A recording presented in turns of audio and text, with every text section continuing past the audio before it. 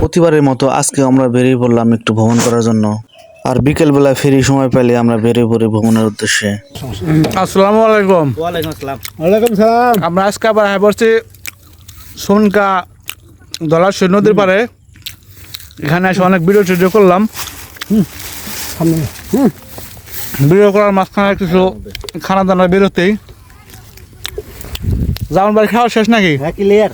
এখনো বোঝা যায় না। এই যে একটা চরের ভেতরে শ্যাল আটকে রয়েছে, তার নামাইবার পারে না। এই শ্যালোতে বহে আমরা খাওয়া দাওয়া করতে আসি।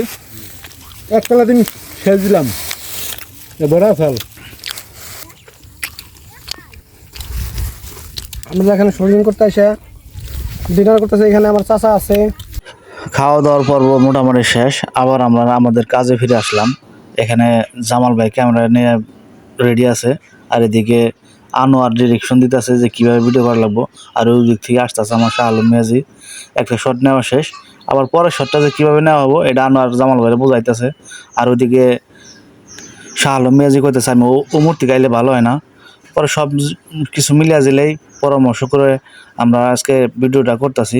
আর ওইদিকে আছে আমাদের রুবেল কাকার একটা শট হইলে হবো, সে মোটরসাইকেল চালিয়ে আসবো, মোটরসাইকেল চালিয়ে শাহ আলম মিয়াজির উপর দিয়ে উঠে দিব। আর এই জন্য শাহ আলম মামু কইতেছে আমি এত বড় রিক্সের শট কি দিবার পারম নাকি? জায়গায় সমস্যা নেই, মোটরসাইকেল উপর দিয়ে উঠবো না, খালি উপর দিয়ে উঠবো নেবো, আমরা থামিয়ে দিব। আর আজকে আমরা যেখানে আইছি সেখানে কিন্তু প্রচুর কাশফুল ফুটে আছে। আপনারা চাইলে কাশফুলের সাথে ছবি তুলতে পারেন। যাই কাজকে অনেকক্ষণ ভিডিও করছি, এখন বাইরের দিকে রওনা হয়েছি। আজকের মতো এই পর্যন্ত ব্লগটি শেষ করলাম। আপনারা সবাই ভালো থাকেন। আসসালামু আলাইকুম।